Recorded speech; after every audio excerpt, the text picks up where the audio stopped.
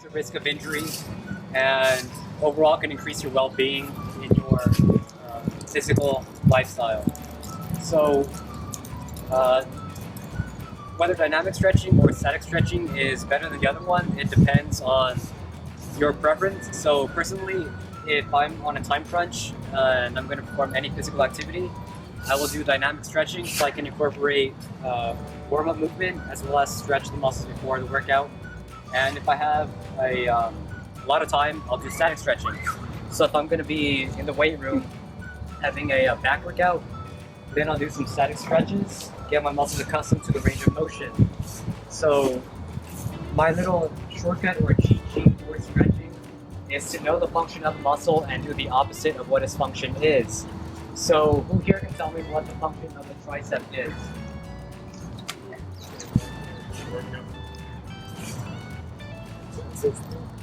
To extend the arm, okay? So if the tricep extends the arm, what is the opposite function of extension? Flexion. So to flex your tricep, to extend your tricep or stretch it, you have to flex the arm. So if you're going to work out your tricep and you want to stretch it, you're going to have to flex the arm. So what muscle of the arm flexes the arm? Bicep. So to fully stretch the tricep, you have to flex the bicep to its fullest potential. So oftentimes you'll see a tricep stretch be all the way back here. Now what's happening is you're flexing the arm and elongating the triceps muscle fibers. Now there are multiple heads of the tricep. The lateral head, medial head, and long head of the tricep, but they all get the same equal amount of stretching through a very common stretch. So what I want you guys to do is to bring one arm over your head, straight up all the way. You're going to bring it behind you. You're going to bring it back as far as you can, your elbow pointing straight up. And try to feel the stretch in your tricep. If you feel like this isn't enough, what you can do is put one hand on top of the elbow and push it down. If you can't reach that high, you can bring your hand behind you, try to grab it and pull down. Same thing. You're pushing on the arm, extending the tricep, getting it warmed up, elongating the fibers, reducing the risk of injury. Now, if you want to stretch the bicep, what do you have to do? You have to extend the arm. The bicep has two major functions: curling the arm or flexing the arm, and supinating the wrist. So if you want to stretch the bicep, you have to do the opposite of those two functions. So you have to extend the arm and pronate the wrist. So supination is your palm up, pronation, palm down. If you want to stretch your bicep, simply you can just straighten your arm out and try to feel a stretch. If you feel like it's too enough, what you can do is bring your hands behind you like this. Extend them, lock them out, and point your palms outwards. So you're going to bring it up. Okay? Now the bicep originates on the pectoral girdle, I believe, or the scapula, and inserts into the forearm. So what you want to do is bring it all the way back, with your hands together, palms facing out, and bring it up as high as you can. So stretch the bicep, and like I said, warm it up, get it ready for exercise to prevent any injury. These are both static stretches. Now, there aren't many dynamic stretches you can do for the arms. They're mostly found or used for the lower half of the body. But what you can do for dynamic stretching of the upper body or the arms is simply warming up with whatever exercise or physical activity you plan to do. So for example, if you're going to be in the weight room and you're going to be doing bicep curls, then you're going to start with very minimal weight. Try to use that as your warming class stretch. Like I said, before stretch the bicep, you have to extend the arm or flex the tricep. So if you're doing bicep curls, you're going to flex the tricep, extend the bicep, and curl up to get it used to that movement. From the knee down, two major muscle groups. Gastrocnemius and what else? Soleus. Soleus, okay? So both of them, what they do is they bring you on your tiptoes, okay? You use your calf in walking, running. They're good for stabilizing your legs when doing a exercise like squats or lunges or anything like that. So to stretch the calf in general, what you can do, bring your right foot back as far as you can. Almost as if you're in a lunging position. So all you guys can try is to start with the right foot. You're going to bring it back. And when you're switching your calf, you always want to keep your heel on the ground. Okay, keep your entire foot on the ground. And you're going to lean forward. Keeping your heel on the ground without movement. You're going to try to ease into it. If you feel it's pulling apart, then you can stop there. Let your muscle ease into it, and then go further and get it more accustomed to that stretch. The reason you're stretching is because if you're going to do something like running and you're putting yourself through a certain range of motion that you were prepared for, you can tear a muscle fiber or you can cause for a severe injury like a very harsh pull from a tendon on a bone, cause a muscle to detach from a bone or something like that in extreme cases. So stretching, like I said, reduces the risk of injury and overall increases your health. And yeah, so once you get your right calf, of course you can switch to your left. Now you can do this with sets. So you can do maybe 30 seconds, 45 seconds with one calf, switch to the other, 30 to 45, then switch to the other, and do 2 to 3 times per calf to ensure the best stretch. So next we're going to go on to the upper thigh. Who can name the muscle groups of the upper thigh? Quadriceps and what else? Hamstrings. So the quadriceps are a very strong muscle group on your body. If you have them pick up any weight, you can find that they're pretty strong and dominant muscle groups, especially the quadriceps. So what you want to do is, of course, stretch and warm them up before any exercise. So as you can see in basketball or generally any other sport, a lot of athletes pull their hamstrings or they get cramps in their legs. It's because they didn't warm up enough or they didn't stretch. So can't stress the importance of stretching and warming up. So we're going to do a dynamic stretch first for the hamstring. This requires a little bit of stability, but it's a good stretch overall.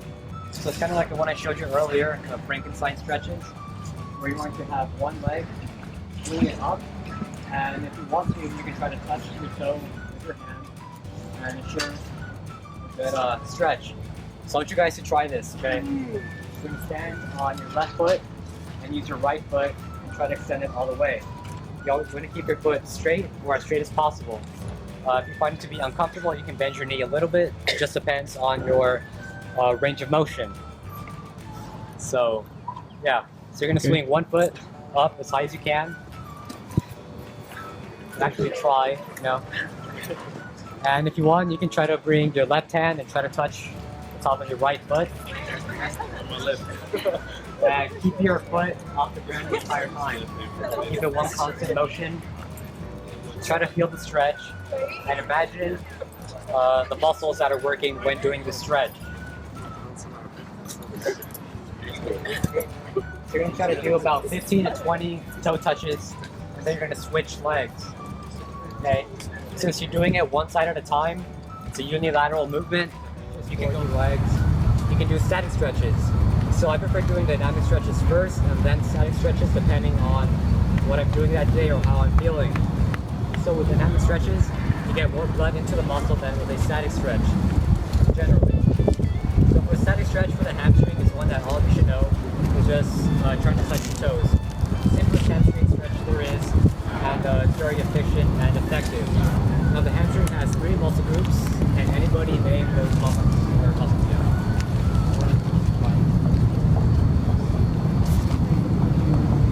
There's a semitendinosus, semimembranosus, and biceps femoris. Now, all of them, what they do is flex the leg or flex the knee in this movement. And the hamstrings are a muscle group that cross 2 joints. They cross your hip joint and your knee joint. So they're very prone to injury, and you need to stretch them. So, for the hamstring, for the toe touches, what I found is best for the more complete stretch is to point your toes out or up and keep your heel on the ground. This induces a better stretch. So I want everybody to try touching your toes, but with your feet completely on the ground first. And tell me how that feels after 10 seconds. So try to touch your toes. Okay, no bouncing. If you can touch your toes pretty easily, what you can do is use your fingertips to try to walk in front of you. Your fingertips walk around. Keeping your heels on the ground at all times. Okay, so everybody up. Now you can try it with pointing your toes up. That's going to be kind of hard to balance with, so you can do one leg at a time. So you're going to keep your heel on the ground, put your toe up, and try to touch it. Now touching your toe is easier this way since your toes are up, so try to go past it and touch the ground beneath it. You're going to find this to be more difficult because your hamstrings are more elongated. Now at the same time, you're stretching your glutes just a little bit, since both of them, your glutes and your hamstrings are both active in hip extension. So now we're going to do a stretch for the quadriceps. We can name all 4 muscle groups of the quadriceps.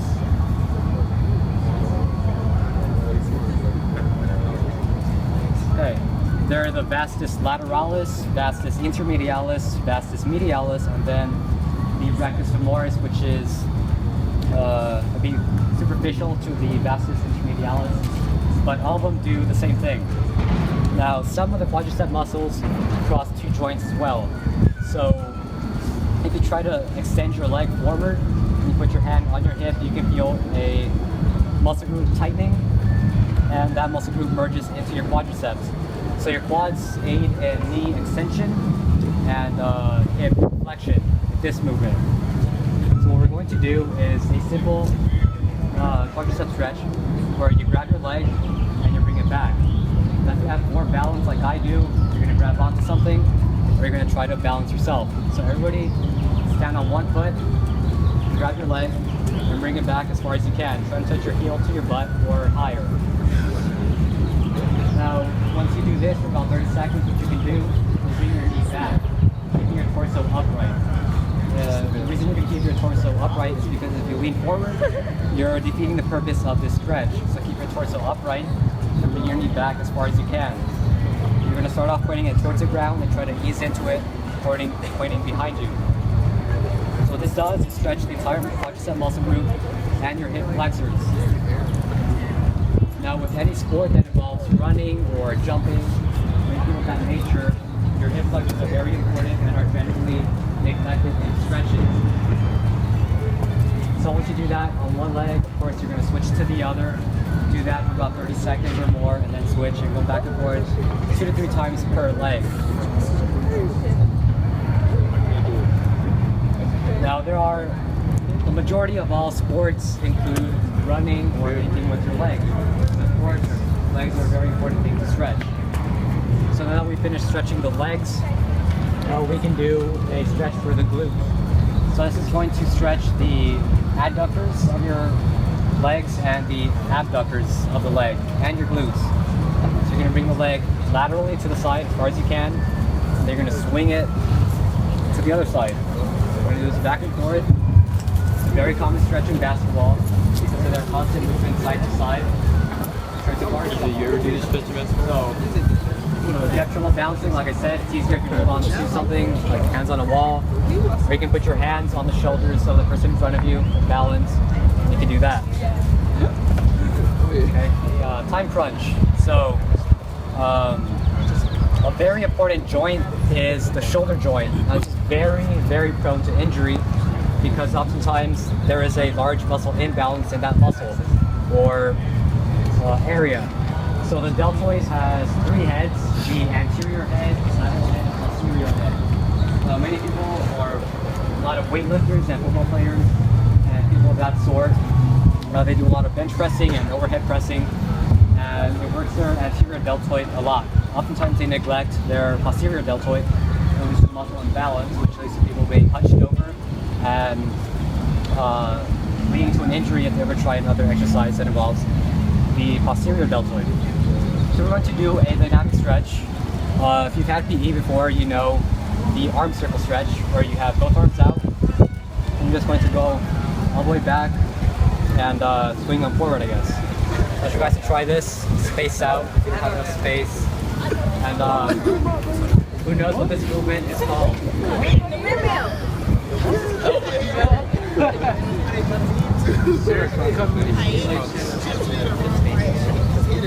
Circumflexion.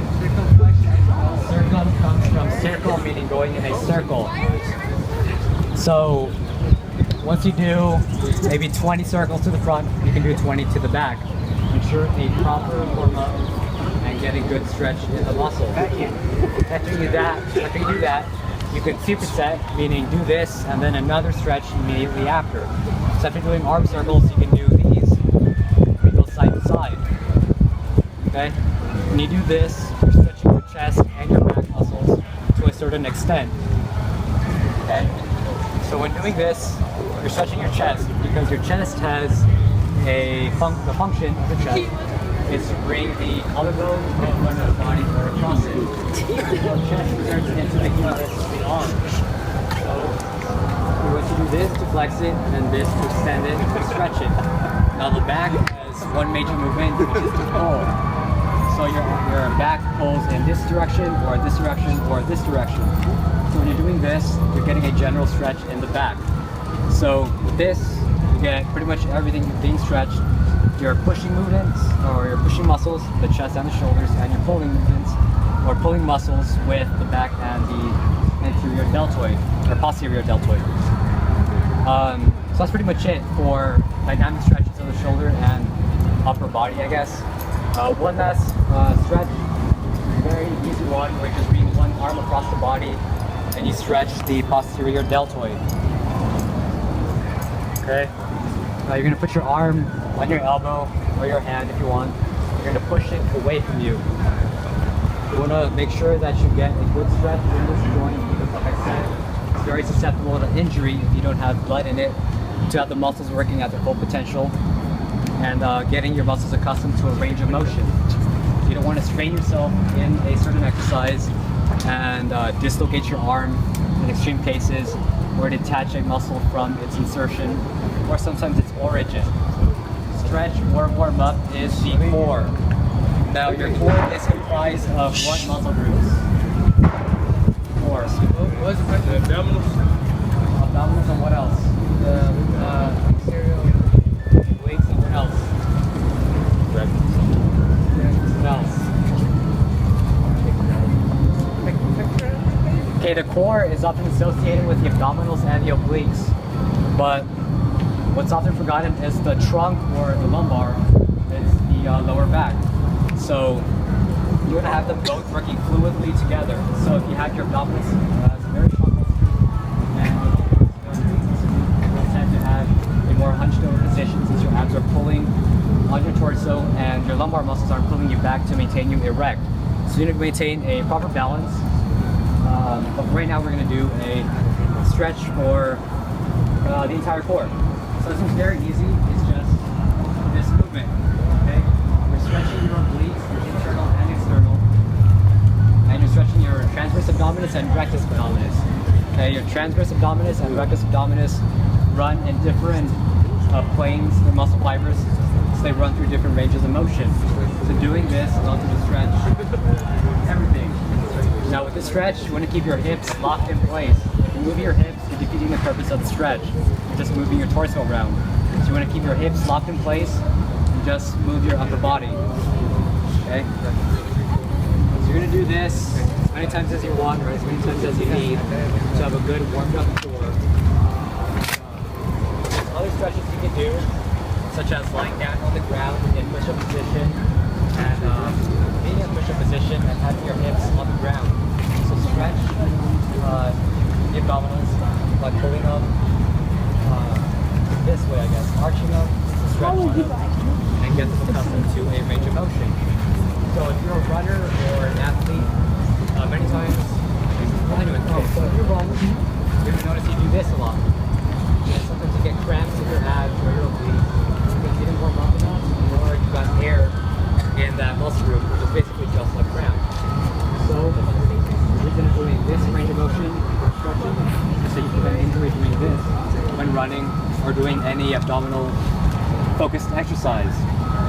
So that's pretty much it. As Arby said, I can do a part 2 if you guys want me back, but